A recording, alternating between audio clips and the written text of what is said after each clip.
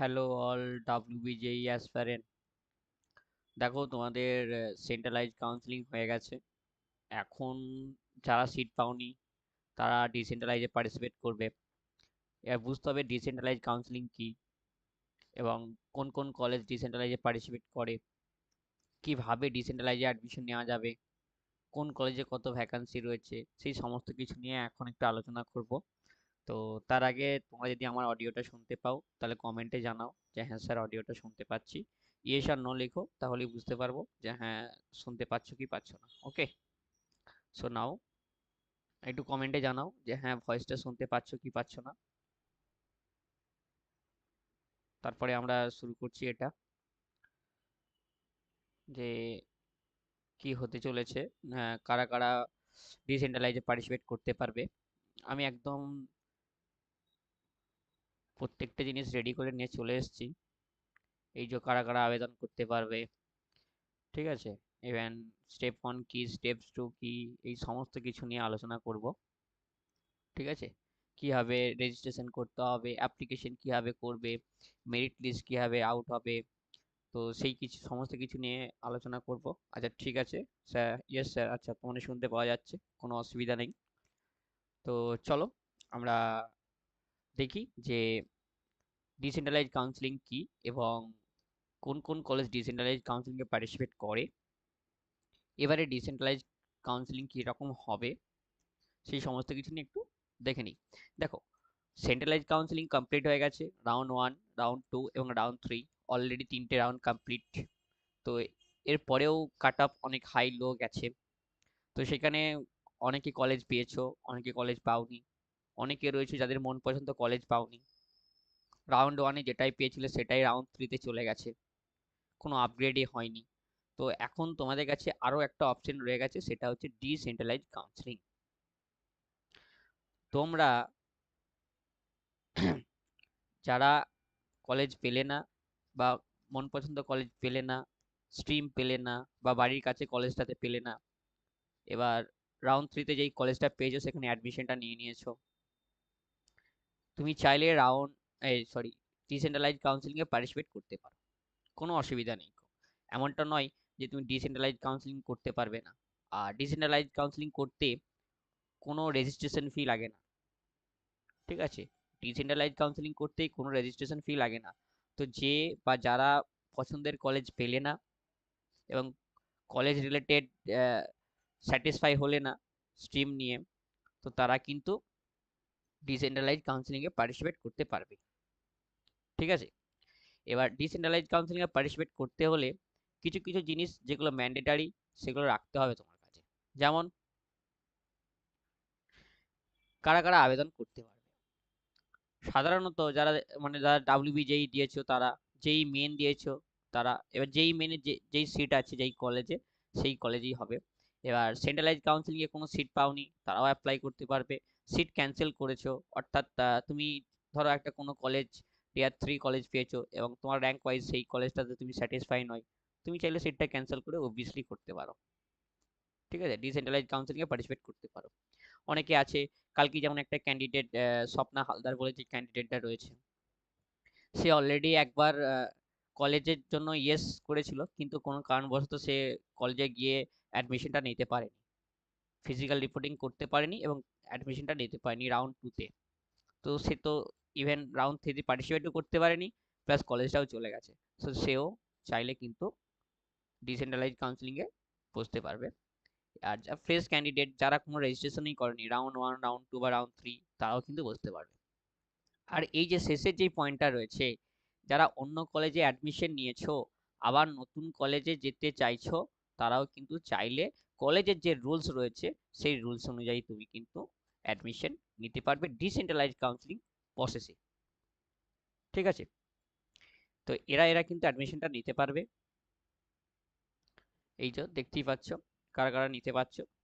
ঠিক আছে, এবার যারা অ্যাডমিশন নিয়েছো অন্য কলেজে এবং তারা চাইছো ডিসেন্ট্রালাইজ কাউন্সিলিংয়ে আমরা আবার অ্যাডমিশন নেব, তো সেক্ষেত্রে একটা রিফান্ড পলিসি আছে। ঠিক আছে, ইউজিসি যে ইউনিভার্সিটি গ্র্যান্ট কমিশন রয়েছে, তো তার যে গাইডলাইন্স রয়েছে সেই গাইডলাইন্স অনুযায়ী তোমাকে কিন্তু রিফান্ড করবেই। তুমি হয়তো কোনো কলেজ এ তে একটা অ্যাডমিশন নিয়ে নিয়েছো রাউন্ড 3 তে, যেই ডিপার্টমেন্ট অ্যালোটেড হয়েছে তোমার জন্য, সেখানে অ্যাডমিশনটা নিয়ে নিয়েছো।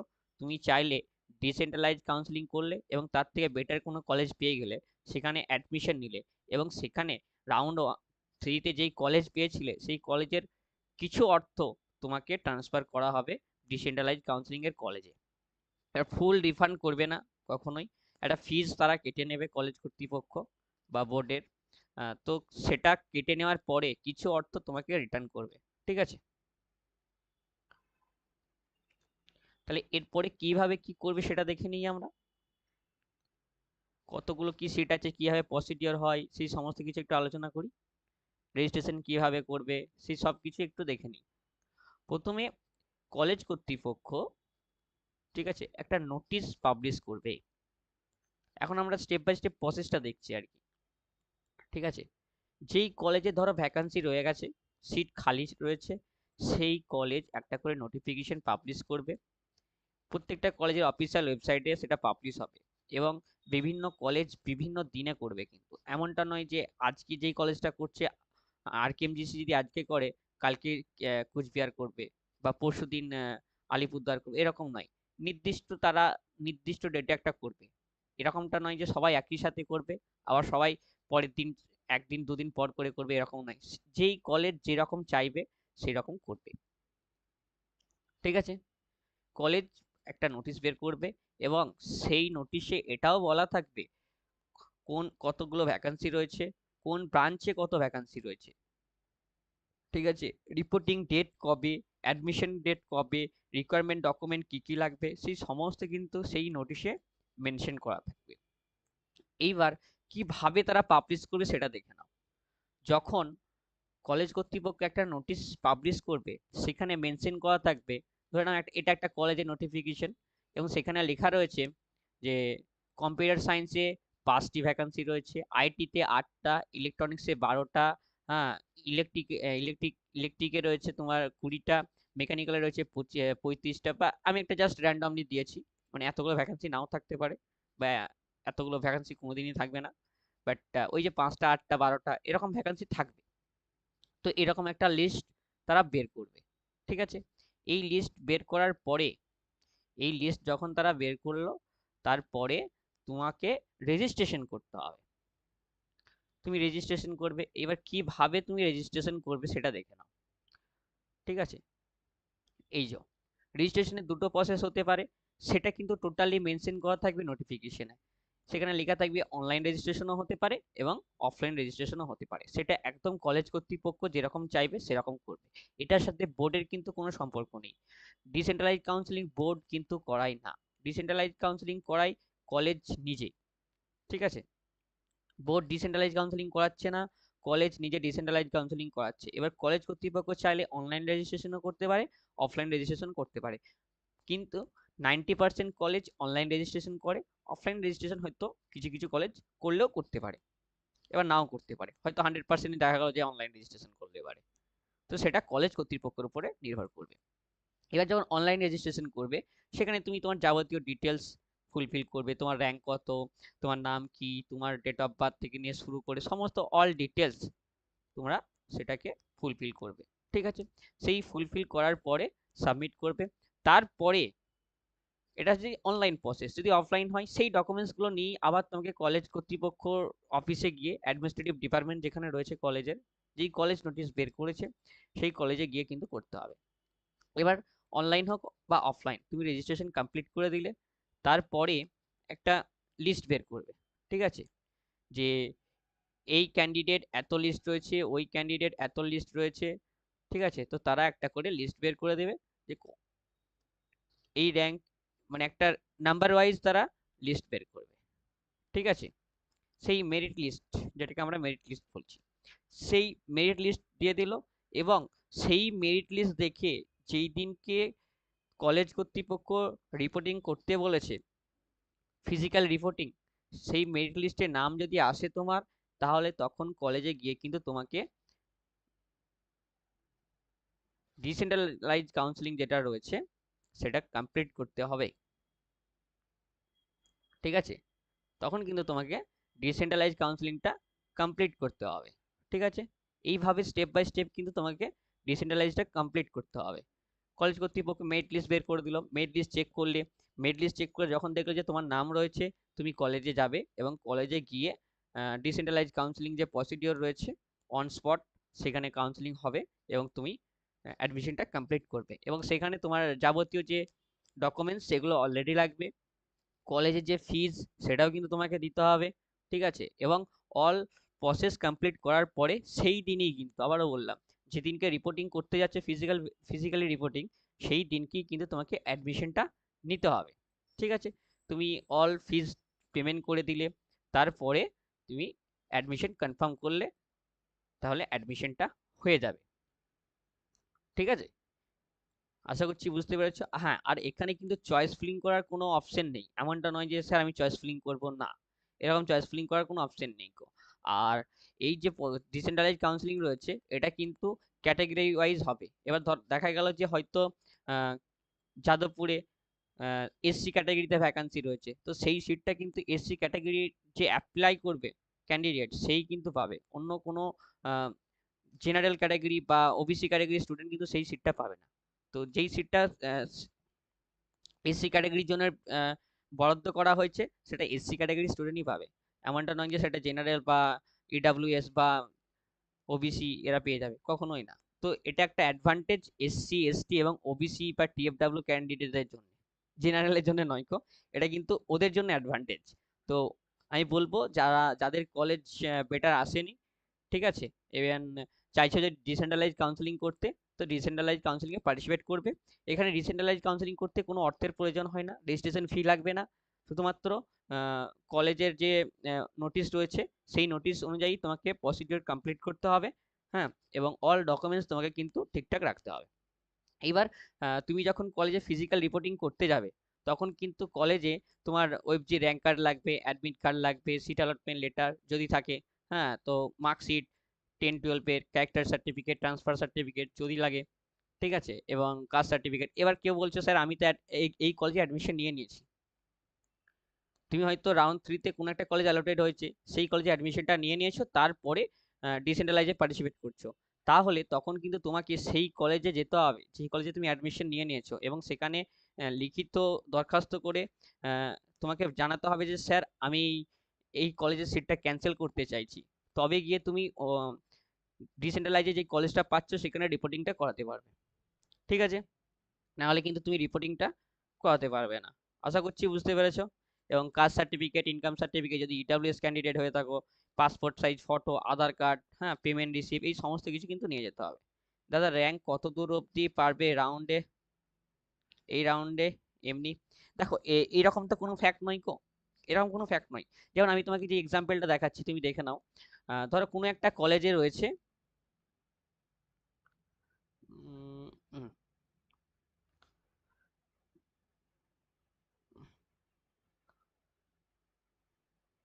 এইটা ধরো এখানে যে সিএসসি ভ্যাকান্সিটা রয়েছে 5টা, এবার দেখা গেল যে এখানে ইডাব্লিউএস এর 3টে রয়েছে, ঠিক আছে, ওবিসিতে 2টো রয়েছে, জেনারেলে কোনো ভ্যাকান্সি নেই কো, তাহলে তখন সেক্ষেত্রে ওই যে 5টা সিট রয়েছে তার মধ্যে আবার 2টো ডিভাইড হলো, একটা ইডাব্লিউএস আর একটা হচ্ছে ওবিসি।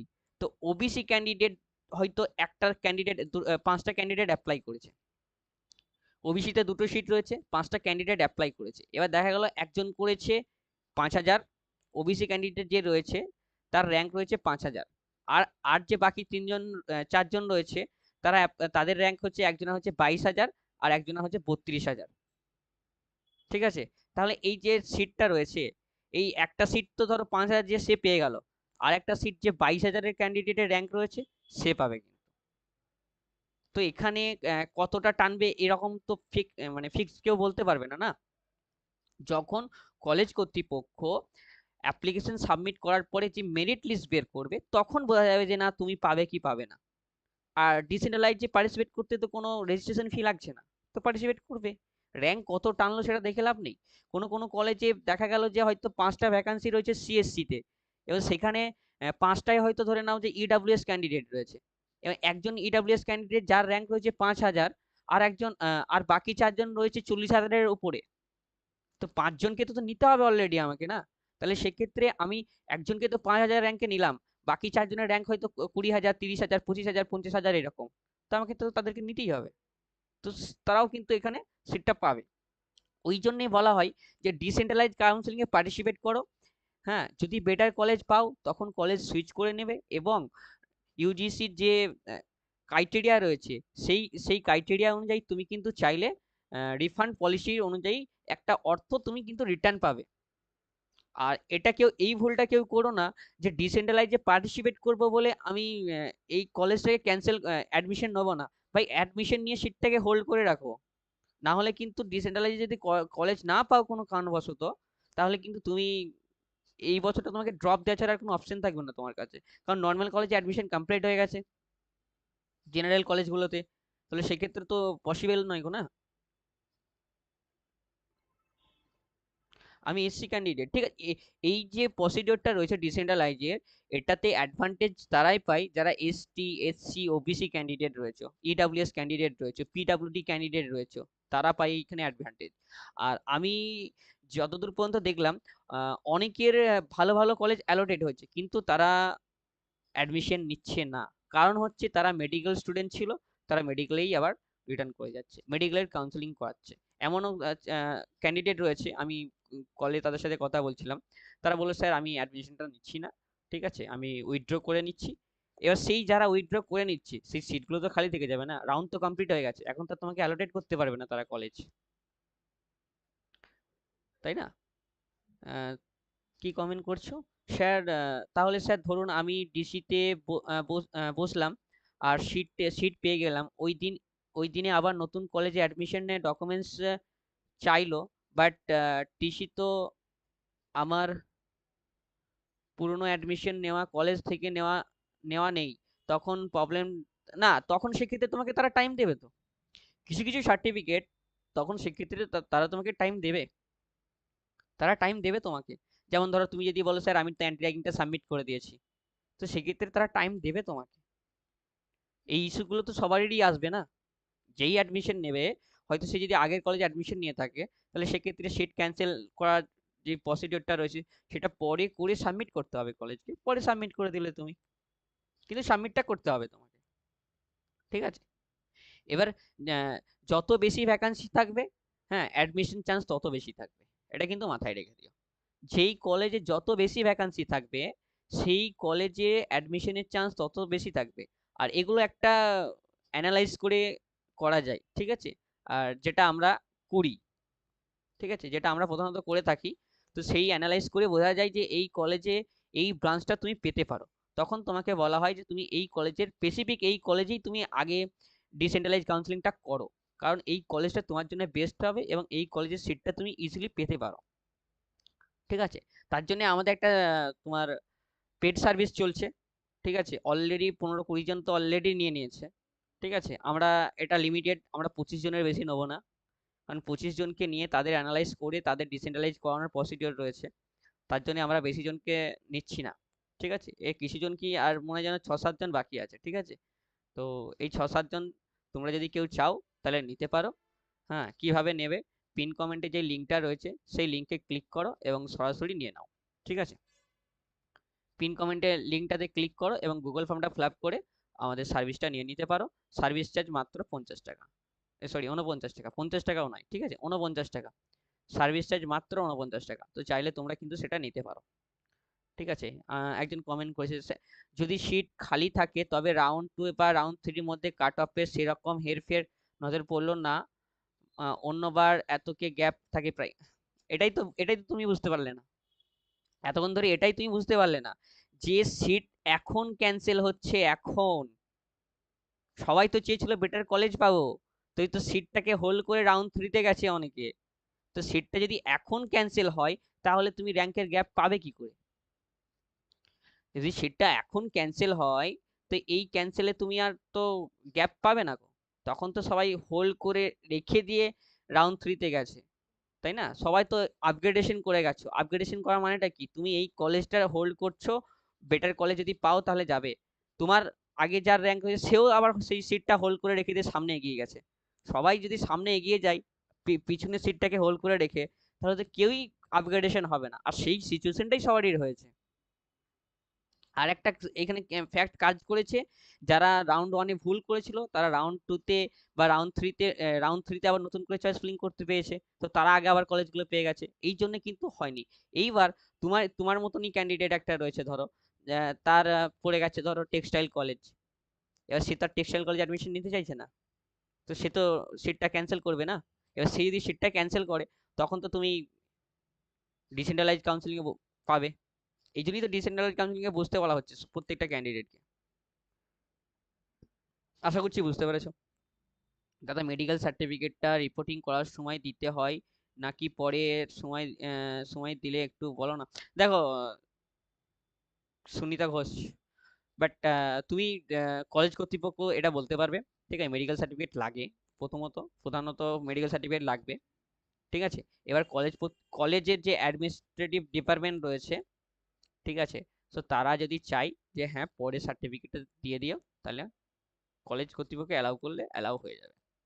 কিন্তু এটা আমি তোমাকে কখনো বলতে পারি না যে না তুমি চাইলেই হয়ে যাবে, না, এটা আমি কখনোই বলতে পারি না, কারণ কলেজ কর্তৃপক্ষ না চাইলে, ঠিক আছে, তোমাকে অ্যালাউ করবে না, আর আমি বললেও অ্যালাউ করবে না। সো একমাত্র এটা কলেজ কর্তৃপক্ষই বলতে পারবে যে তারা এটাকে অ্যালাউ করবে কি করবে না।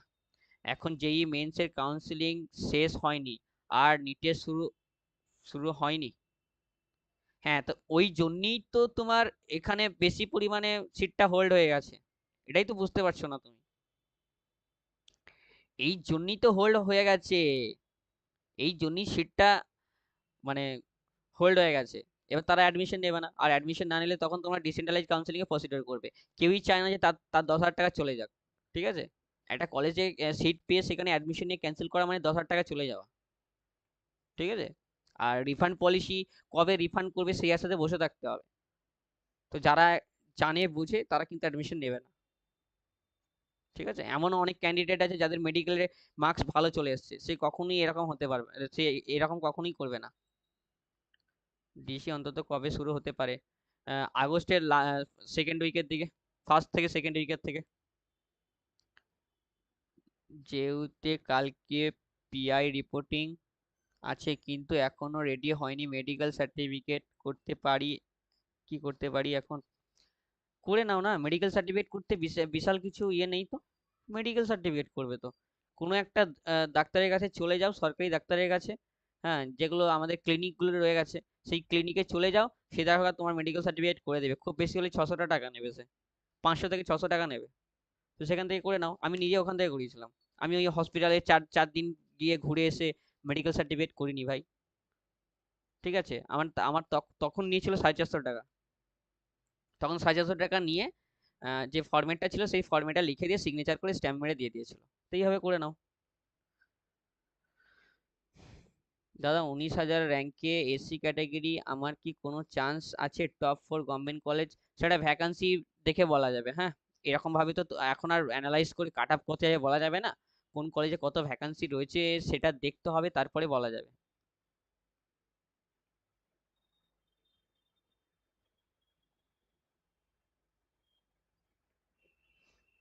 আর তোমরা চাইলে আমাদের পেড সার্ভিসটা নিতে পারো, ঠিক আছে। পিন কমেন্টে যে লিঙ্কটা রয়েছে সেই লিঙ্কে ক্লিক করো এবং এটা নিয়ে নাও, ঠিক আছে। 49 টাকায় তোমাকে ফুল গাইড করা হবে, ডিসেন্ট্রালাইজড কাউন্সিলিং রিলেটেড অল।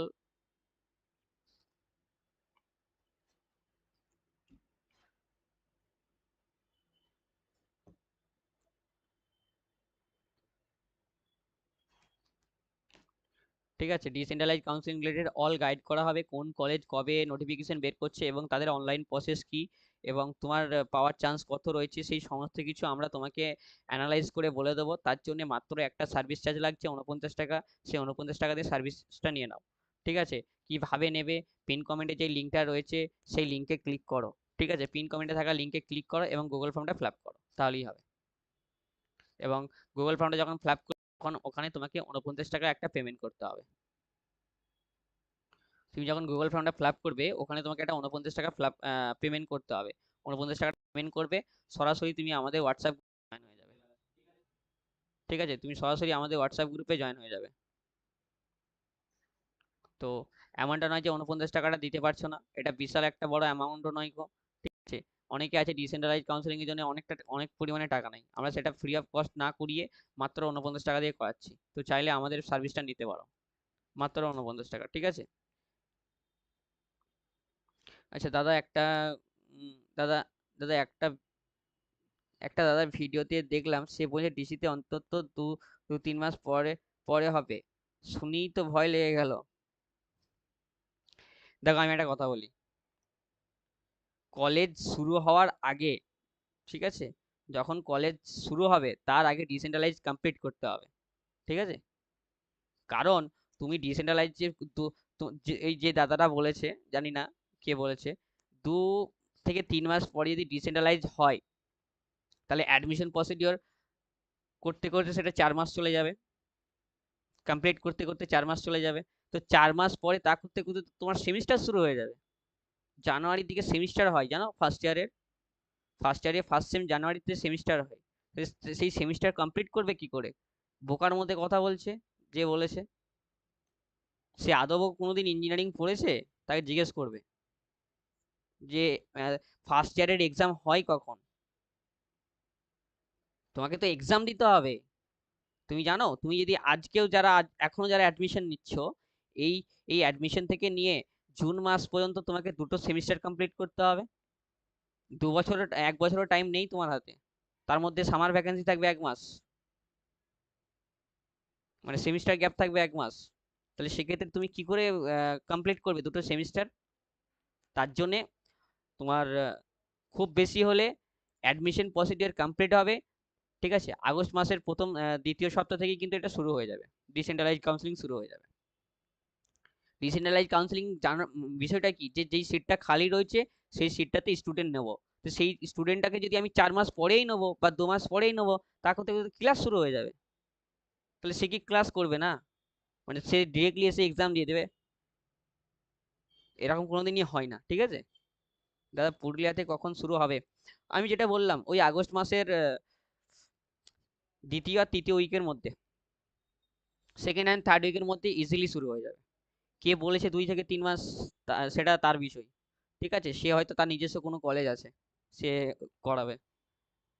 মানে 3 মাস পরে যদি ডিসেন্ট্রালাইজ শুরু হয়, আজকে নোটিফিকেশন বের করবে, 1 সপ্তাহ পরে কাউন্সিলিং শুরু হবে, মানে রিপোর্টিং শুরু হবে। তারপরে কলেজে অ্যাডমিশন নেবে, তো সেই ছেলেটা পড়বে কখন? সেই ক্যান্ডিডেটটা পড়বে কখন? তাকে যদি 3 মাস পরে, তাহলে 3 মাসে তো একটা সিলেবাস শেষ হয়ে যাবে।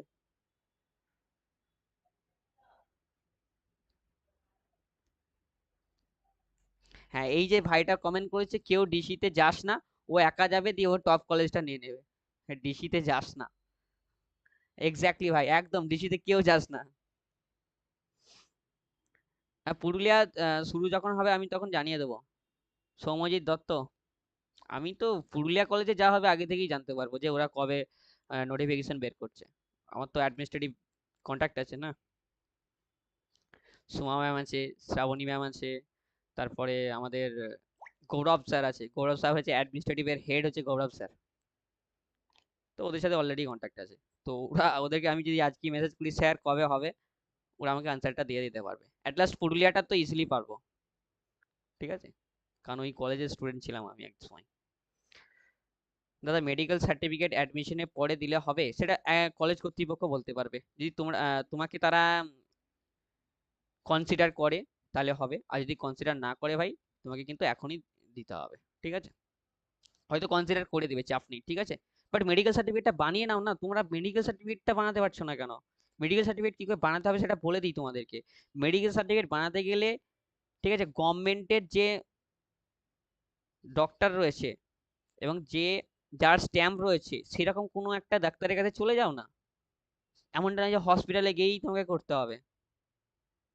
তোমার তো মানে ডকুমেন্টসটাতে সিগনেচার আর স্ট্যাম্প আছে নাকি সেটা দেখবে। তো কোনো একটা ক্লিনিকে চলে যাও এবং সেখানে বলো যে আমার এই যে ফরম্যাট তো দেওয়াই আছে, সেই ফরম্যাটটাতে ফুলফিল করে নাও, চলে যাও, ঠিক আছে? 6/6 চোখ আছে নাকি দেখে নেবে। তোমার চেকও করবে না ভাই, চেকও করবে না, ঠিক আছে? তারা লিখে দেবে 6/6, নো ব্লাইন্ডনেস, দিয়ে সিগনেচার করে দিয়ে দেবে তোমাকে। হ্যাঁ আচ্ছা, তুমি তো মনে হয় যেন আমাদের ক্যান্ডিডেট না? দাদা দাদা কলেজে কল করেছিলাম, প্রথমে বলছিল 30 তারিখের মধ্যে